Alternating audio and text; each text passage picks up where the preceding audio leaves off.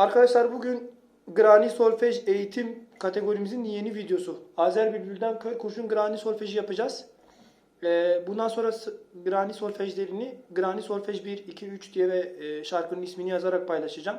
Ama Grani nasıl çalınır eğitim serisinde size işin tekniğini öğreteceğim. Yani mızrap vuruşlarımızdır, perdelerimizdir, süslemelerdir, etüt eğitimleridir vesaire. Bugün sizlere hemen Azer Bülbül'den Kör Kurşun nasıl çalınır onu öğreteyim. Hemen size bağlamanın akorunu veriyorum. Alt tel. Siz de durdurup yavaş yavaş çalıp benimkiyle eşleştirmeye çalışın. Orta tel.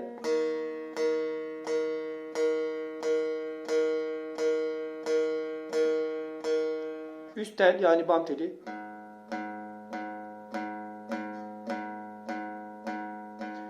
Yaptığınızı varsayıyorum. Durdurup tekrar yaparsınız.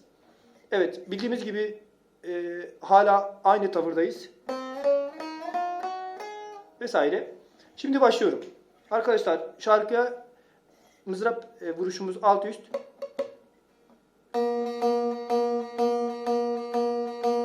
Üst alt, üst alt.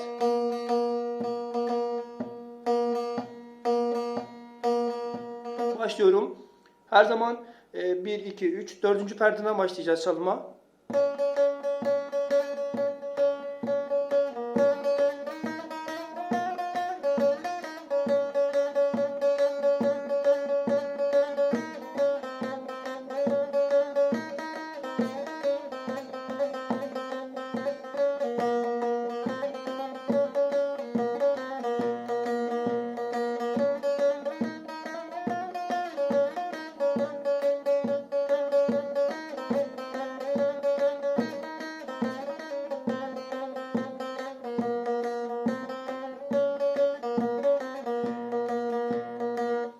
Bu normal çalım. Daha yavaş çalıyorum.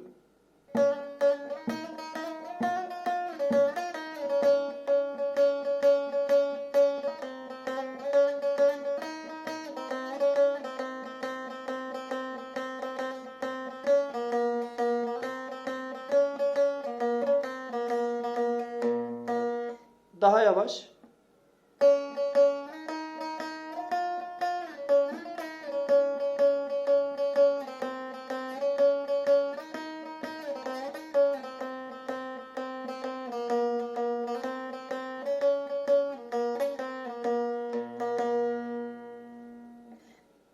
Süsleme yaptığınız zaman şöyle daha yavaş.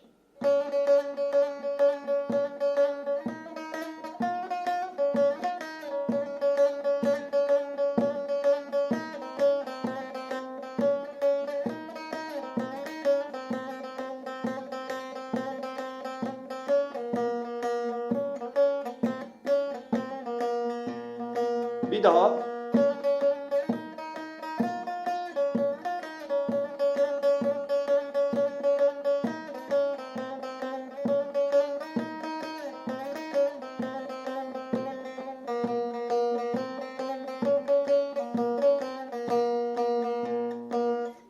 Tek tek.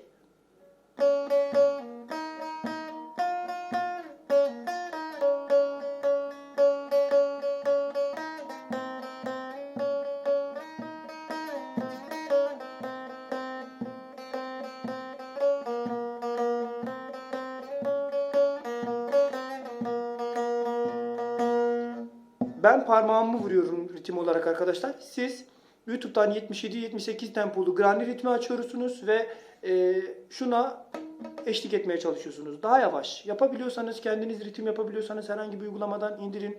75, 74, 76, 77 ama ben 77'yi tavsiye ederim. Şu tarz.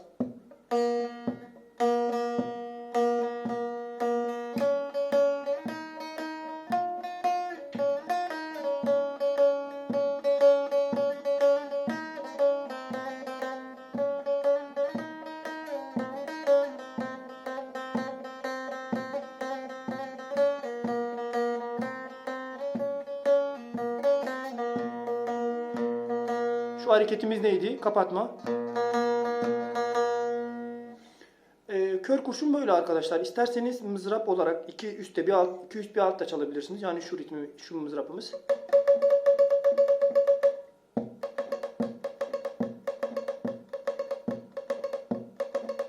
2 üst bir alt.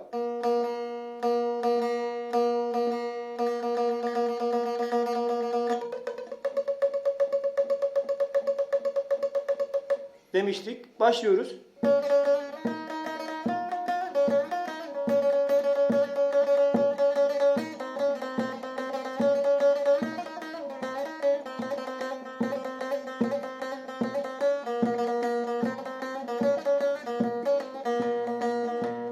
Zorlanabilirsiniz biraz bu mızrapla yeteri kadar çalışmadıysanız.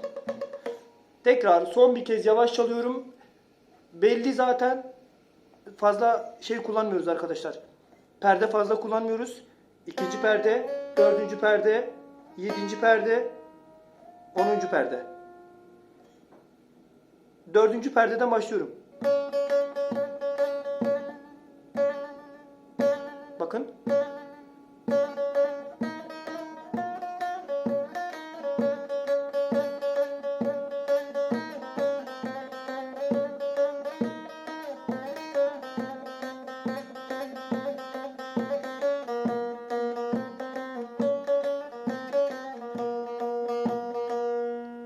Bu kadar çok basit bu figür arkadaşlar, bu Azer Bülbül'den Kör Kurşun. Bu bunun girişiydi. Bu bunu çalın arkadaşlar. Yavaş yavaş, çok yavaş çalıyorsunuz. Etüt, solfej çok yavaş çalışılır. Tekrar gösteriyorum. Sizin çalmanız gerektiğiniz standartta çalıyorum.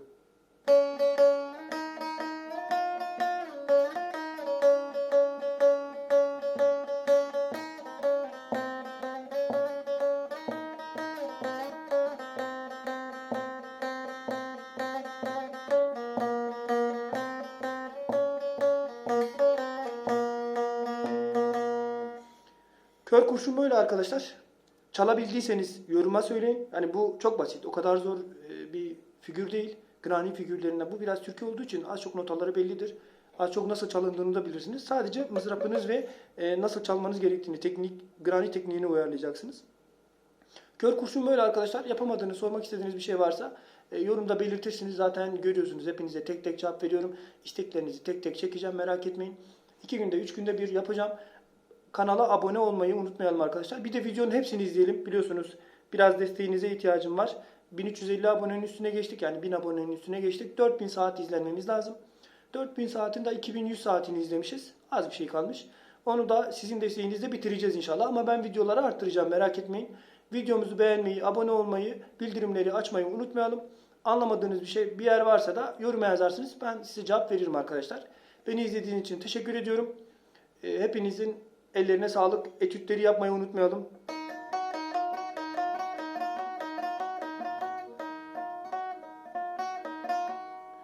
Hepinize şimdiden iyi çalışmalar. Kendinize dikkat edin. Etütleri yapmayı unutmayalım. Mızraplar çok önemli.